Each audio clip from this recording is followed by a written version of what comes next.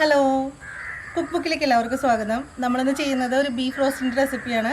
നല്ല ടേസ്റ്റ് ആയിട്ടുള്ള റെസിപ്പിയാണ്. അപ്പോൾ നിങ്ങൾ എന്തായാലും ട്രൈ ചെയ്ത് നോക്കണം. ഇനി ബീഫ് കിട്ടുമ്പോൾ ഇതുപോലെ തന്നെ ഒന്ന് റോസ്റ്റ് ചെയ്ത് നോക്കട്ടെ. നല്ല ടേസ്റ്റുള്ള ഒരു ബീഫ് റോസ്റ്റാണ്. അപ്പോൾ നമുക്ക് തുടങ്ങിയാലോ. ഞാനിവിടെ 1/2 കിലോ ബീഫാണ് എടുത്തേക്കുന്നത്. റോസ്റ്റിന് വേണ്ടി ചെറിയ ചെറിയ പീസായിട്ട് മുറിച്ചാണ് മേടിച്ചിരിക്കുന്നത്. എല്ലോട് കൂടിയിട്ടുള്ള ബീഫാണ്. പിന്നെ നമ്മൾ എടുത്തിരിക്കുന്നത് ഒരു 3 സവാള, ഒരു മീഡിയം ടൈപ്പിലുള്ള 3 സവാള മതി. വലിയ സവാള എടുത്തു കഴിഞ്ഞാൽ ഒരുപാട് മധുരിപ്പായിപ്പോവും. അപ്പോൾ മീഡിയം സൈസിലുള്ള 3 സവാള, ഒരു 2 കുടം വെളുത്തുള്ളി, അതുപോലെ തന്നെ കുറച്ച് തേങ്ങ എടുത്തിട്ടുണ്ട്, ഒരു 3 ഇഞ്ച് വലിപ്പമുള്ള ഇഞ്ചി, ഒരു 6 പച്ചമുളക് എടുത്തിട്ടുണ്ട്, 6 അല്ല 8 പച്ചമുളക് ഉണ്ട്, പിന്നെ ഒരു വലിയ തക്കാളി എടുത്തിട്ടുണ്ട്. നമുക്ക് ആദ്യം തന്നെ ഈ ബീഫ് എടുത്തിട്ട് ഈ പാത്രത്തിലേക്ക് ഇട്ട് കൊടുക്കാം. കുക്കറിലാണ് നമുക്ക് വേവിക്കേണ്ടത്. ബീഫ് വേകാനായിട്ട് നല്ല സമയം വേണമല്ലോ. അപ്പോൾ ഒരു 6 സ്റ്റീം കൊടുക്കുന്ന വിധത്തിൽ നമുക്ക് ബീഫ് വേവിച്ചെടുക്കാം.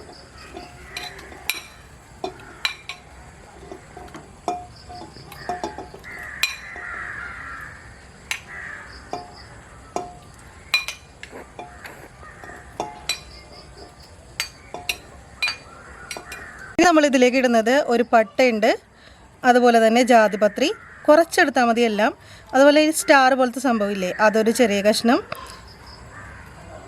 ഒരു എന്തെന്നാ അതിനെ പറയണം, ഒരു കറിയാമ്പൂ എടുത്തിട്ടുണ്ട്, അതുപോലെ തന്നെ വലിയ ജീരകം കുറച്ചെടുത്തിട്ടുണ്ട്. എൻ്റെ വലിയ ജീരകത്തിൻ്റെ കളറൊക്കെ പോയിരിക്കുകയാണ് കേട്ടോ. വലിയ ജീരകം എടുത്തിട്ടുണ്ട്.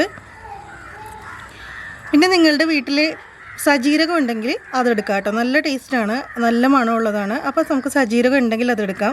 അതുപോലെ തന്നെ ഒരു ബേ ലീഫിൻ്റെ പകുതി എടുത്തിട്ടുണ്ട്. പിന്നെ ഇപ്പോൾ ഞാനിതിലേക്ക് കുറച്ച് കുരുമുളക് ചേർക്കുന്നുള്ളൂ. അതുപോലെ ബിരിയാണി മസാല ഉണ്ടെങ്കിൽ അതെടുക്കുക, അല്ലെങ്കിൽ എല്ലാ മസാലയും കൂടി പൊടിച്ചിട്ടുള്ള സംഭവമില്ലേ അത് നമുക്ക് കുറച്ച് ഇതിലേക്ക് ഇട്ട് കൊടുക്കാം. അതും വേണ്ട, ഒരു 1/2 ടീസ്പൂണോ അല്ലെങ്കിൽ 3/4 ടീസ്പൂണോ മതി. നമുക്ക് ഉപ്പിട്ട് കൊടുക്കാം, അതുപോലെ തന്നെ മഞ്ഞൾപ്പൊടി ഇട്ട് കൊടുക്കാം.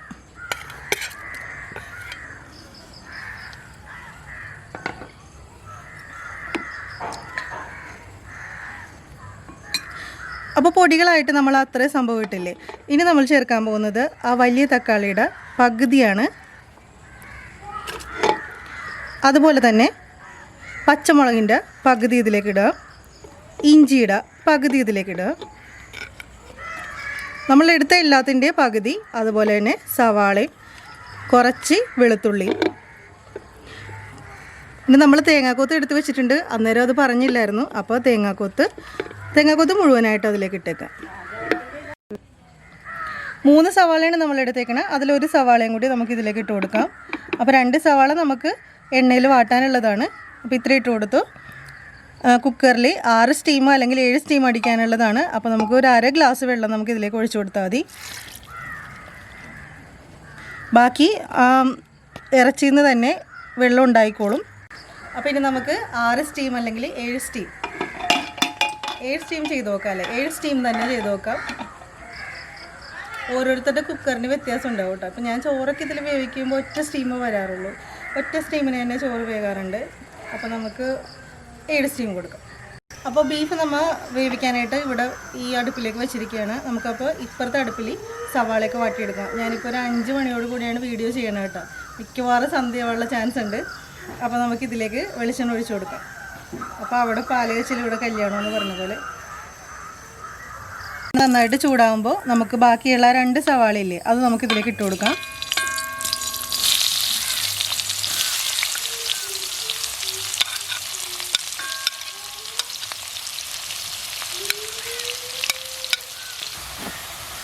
അപ്പോൾ സവാള നന്നായിട്ട് വാടാൻ വേണ്ടി നമ്മൾ കുറച്ച് ഉപ്പിട്ട് കൊടുക്കും.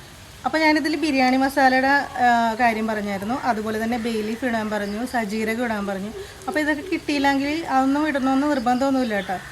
ശരിക്കും നമുക്ക് മസാലയുടെ ഒരു പാക്കറ്റ് മേടിക്കാൻ കിട്ടില്ലേ, പൊടിക്കാത്ത ആ പാക്കറ്റിൽ നിന്ന് എല്ലാത്തിൽ നിന്നും കുറച്ചെടുത്ത് ഇട്ടാലും മതി. അതിൽ നിന്ന് ഞാൻ ഏലക്ക ഒഴിവാക്കിയിട്ടുണ്ട്. ഏലക്കൊക്കെ ഭയങ്കര ഒരു കുത്തൽ ചുവയാണ്, അതുകൊണ്ട് ഏലക്ക ഞാൻ ഒഴിവാക്കിയിട്ടുണ്ട് കേട്ടോ. അപ്പോൾ സവാള ഒരു പകുതി ഭാഗമായിട്ട് മുരിഞ്ഞിട്ടുണ്ട്. ഇനി നമുക്ക് നമ്മുടെ ഇഞ്ചിയും പച്ചമുളകും വെളുത്തുള്ളിയൊക്കെ ഇല്ലേ അതങ്ങോട്ട് ഇട്ട് കൊടുക്കാം.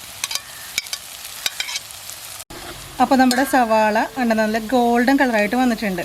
അപ്പോൾ ഈ സവാളയിൽ നിന്നുണ്ടല്ലോ കുറച്ച് വെളുത്തുള്ളി ഇഞ്ചിയൊന്നും പെടാത്ത കുറച്ച് സവാള ഞാനെടുത്ത് ഒരു പാത്രത്തിലേക്ക് മാറ്റുന്നുണ്ട് കേട്ടോ. അവസാനം ഒന്ന് അലങ്കരിച്ച് കൊടുക്കാൻ വേണ്ടി മാത്രമാണ് കേട്ടോ ഞാനങ്ങനെ ചെയ്യുന്നത്. അപ്പോൾ ഞാനൊന്ന് ഇതെടുത്ത് മാറ്റി വെക്കാം. കുറച്ചേ എടുത്തിട്ടുള്ളൂ, 2 സ്പൂൺ.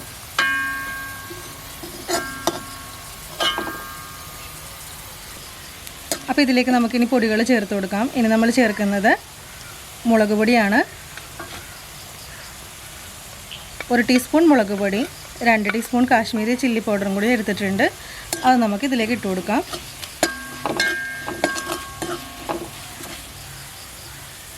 മഞ്ഞൾപ്പൊടി ഇട്ട് കൊടുക്കാം. ഇനിയിപ്പോൾ ഒരു 1/2 ടീസ്പൂൺ മഞ്ഞൾപ്പൊടി ഇട്ടാൽ മതി, കാരണം നേരത്തെ നമ്മളൊരു 1/2 ടീസ്പൂണോളം ഇട്ടിട്ടുണ്ട്. പിന്നെ ഒരു 1.5 ടീസ്പൂൺ മല്ലിപ്പൊടി ഇട്ട് കൊടുക്കാം. മല്ലിപ്പൊടി നമ്മൾ ഇട്ടിട്ടുണ്ട്. എന്നിട്ട് നമുക്ക് ഇത് നന്നായിട്ടൊന്ന് അതിൻ്റെ പച്ചമണം മാറണ വരെ ഒന്ന് ഇതാക്കിയിട്ട് തക്കാളി നമുക്ക് ഇട്ട് കൊടുക്കാം.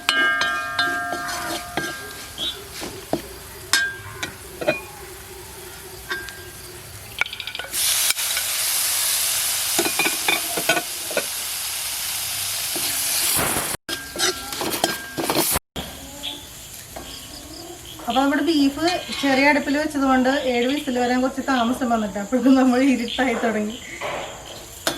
ടോർച്ചൊക്കെ വെച്ച് അഡ്ജസ്റ്റ് ചെയ്ത് ലൈറ്റൊക്കെ ഇട്ടിട്ടാണ് നമ്മളിപ്പോൾ ചെയ്യണത്. അപ്പോൾ നമ്മൾ സവാളയിൽ മസാലയൊക്കെ ഇട്ടിട്ട് നന്നായിട്ട് അതൊന്ന് മൊരിഞ്ഞ് വന്നിട്ടുണ്ട്. ഇനി നമുക്ക് കുക്കറിലുള്ള ബീഫെല്ലാം കൂടി ഇതിലേക്ക് ഇടണം. കുക്കർ നമുക്ക് തുറക്കാം. വലിച്ചൊരിക്കലും തുറക്കരുത്.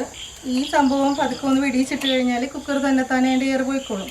പക്ഷേ ഇത് വെടിയിച്ചിട്ടിട്ട് ഇതും കൂടി ഒന്ന് പൊക്കി നോക്കണം കേട്ടോ. കണ്ടോ, ചെറിയ എയർ ഉണ്ടായിരുന്നില്ല, അതും കൂടി ഒന്ന് പൊക്കി നോക്കിയിട്ട് വേണം ഈ കുക്കർ തുറക്കാനായിട്ട്. കുക്കർ തുറന്നിട്ട് ഒരിക്കലും പെട്ടെന്ന് തന്നെ അതിൻ്റെ അകത്തേക്ക് തലയിട്ട് നോക്കരുത്. ബീഫ് നന്നായിട്ട് വെന്തിട്ടുണ്ട്. അതുപോലെ തന്നെ ബീഫിൽ നിന്നുള്ള വെള്ളവും കൂടി ഇറങ്ങിയിട്ട് അതിൽ വന്ന് കിടപ്പുണ്ട്. നമുക്ക് ഇനി ചെയ്യേണ്ടതെന്ന് വെച്ച് കഴിഞ്ഞാൽ ഈ ബീഫ് മാത്രം ഇതിൽ നിന്ന് കോരിയെടുക്കണം. ചാറ് നമ്മൾ എടുക്കുകയേ ചെയ്യരുത്. ബീഫ് മാത്രം നമുക്ക് ഇതിൽ നിന്ന് കോരി നമുക്ക് ഈ ചട്ടിയിലേക്ക് ഇടാം. നമ്മൾ ഇതിന് ബീഫ് മാത്രം എന്ന് ഉദ്ദേശിച്ച് കഴിഞ്ഞാൽ വെള്ളം എടുക്കരുതെന്നുള്ളൂ. ആ ഗ്രേവിയും തേങ്ങാക്കൊത്തും ഒക്കെ വെള്ളം ഇല്ലാണ്ട് നമുക്ക് ഇതിലേക്ക് ഇട്ട് കൊടുക്കണം.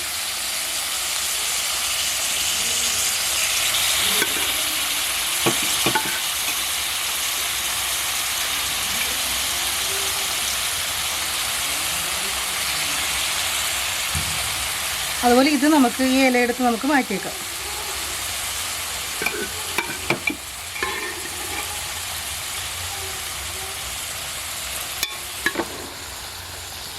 എന്നിട്ട് ഇതെല്ലാം കൂടി നമുക്കൊന്ന് യോജിപ്പിച്ചെടുക്കാം.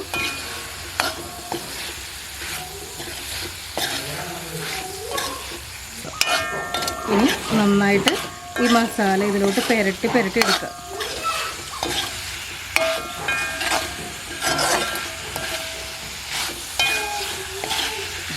ഈ ബീഫ് പുരട്ടണ പണിയില്ലേ, കുറച്ച് ബുദ്ധിമുട്ടുള്ളതാണ് കേട്ടോ. കുറച്ചധികം നേരം നമ്മൾ ഇളക്കിയെങ്കിൽ മാത്രമേ ബീഫ് നല്ല ഡ്രൈ ആയിട്ട് വരുള്ളൂ.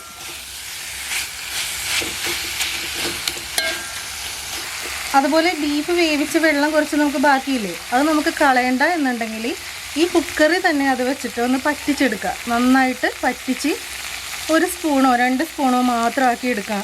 അപ്പോൾ നമുക്ക് എന്നിട്ട് ഇതിലേക്ക് ചേർത്ത് കൊടുക്കാൻ പറ്റും. ഇതങ്ങനെ തന്നെ ഒരിക്കലും ഈ വെള്ളത്തിലോട്ട് ഒഴിച്ചിട്ട് മൊത്തം കൂടി പറ്റിക്കാൻ നോക്കരുത്. ഇന്ന് ഒരു ദിവസം മുഴുവൻ എടുത്ത് പറ്റിച്ച് കഴിഞ്ഞാലോ തീരില്ല. അപ്പോൾ അത്രയും നേരം നമ്മൾ വേവിക്കേണ്ട വരും. അപ്പോഴേക്കും ബീഫും വെന്ത് കലങ്ങും. അപ്പോൾ നമുക്ക് കുക്കറിൽ വെച്ചത് പതുക്കെ ഒന്ന് പറ്റി കിട്ടിയിട്ടുണ്ട്. അത് നമുക്ക് ഇതിൻ്റെ നടുക്കോട്ട് ഒഴിച്ചു കൊടുക്കാം.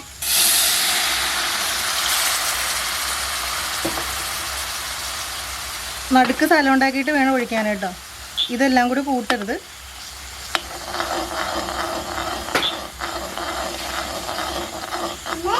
അപ്പോൾ ഞാൻ നടുക്കൊഴിച്ചത് കൊണ്ട് കണ്ടോ പെട്ടെന്ന് തന്നെ ആ ചാറ് പറ്റിയിട്ടുണ്ട്. അതുപോലെ തന്നെ കണ്ടോ ചിക്ക് ഗ്രേവി ആയിട്ട് മാറി.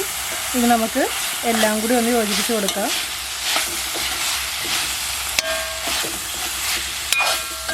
അപ്പോൾ ഒരിക്കലും തന്നെ കുക്കർ കമത്തി ഒഴിച്ചിട്ട് ഇതിലേക്ക് ഇറച്ചിയൊന്നും ഇടരുത്.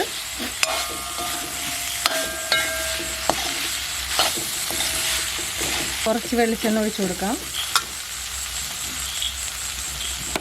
അല്ലെങ്കിൽ ഇങ്ങനെ അടിയിൽ ഇങ്ങനെ പിടിച്ചുകൊണ്ടിരിക്കും.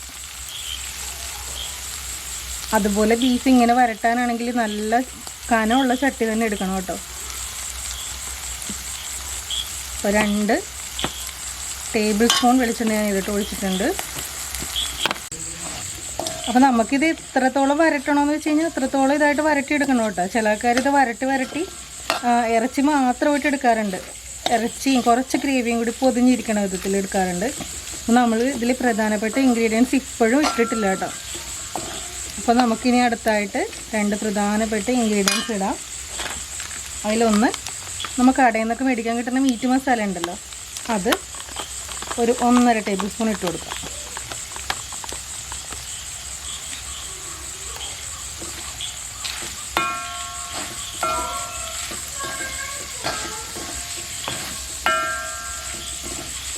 ഇനി നമുക്ക് ഇടാനുള്ളത് കുരുമുളകാണ്.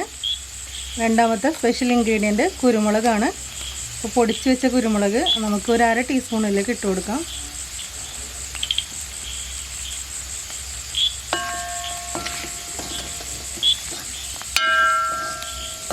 കുരുമുളക് ചെല്ലുമ്പോഴാണ് ബീഫിന് ഭയങ്കര ടേസ്റ്റ് വന്നത്.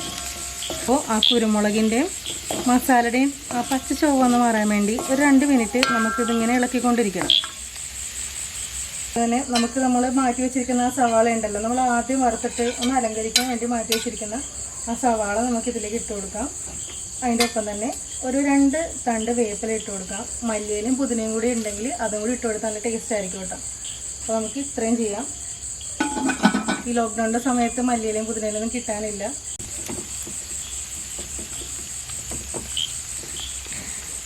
അപ്പോൾ നമ്മുടെ റോസ്റ്റ് റെഡി ആയിട്ടുണ്ട്. കണ്ട ബീഫ് റോസ്റ്റ് റെഡി ആയിട്ടുണ്ട്. കണ്ട ബീഫ് ഓരോന്ന് വിട്ട് നിൽക്കുന്നു. അതുപോലെ തന്നെ സവാളയൊക്കെ ഒന്ന് പൊതിഞ്ഞ് നിൽപ്പുണ്ട്. അപ്പോൾ ചോറിൻ്റെ കൂടെ കഴിക്കാനായിട്ട് നല്ല സൂപ്പർ സംഭവമാണ്. ഒരു ചാറും കൂടി ഉണ്ടെങ്കിൽ പിന്നെ വേറെ ഒരു കറിയും വേണ്ട. അപ്പോൾ നിങ്ങളിനി ബീഫ് റോസ്റ്റ് ഉണ്ടാക്കി നോക്കുമ്പോൾ ഇങ്ങനെയൊന്ന് ഉണ്ടാക്കി നോക്കണം. നമ്മൾ ബീഫ് ഇങ്ങനെ വരട്ടി നല്ല സൂപ്പറാക്കി വെച്ചിട്ടുണ്ട്. അതുപോലെ തന്നെ ഇത് ടെസ്റ്റ് ചെയ്യാൻ വേണ്ടി അനുചേട്ടനെ വിളിച്ചിട്ടുണ്ട്. അനുചേട്ടൻ ടെസ്റ്റ് ചെയ്ത് നോക്കട്ടെ.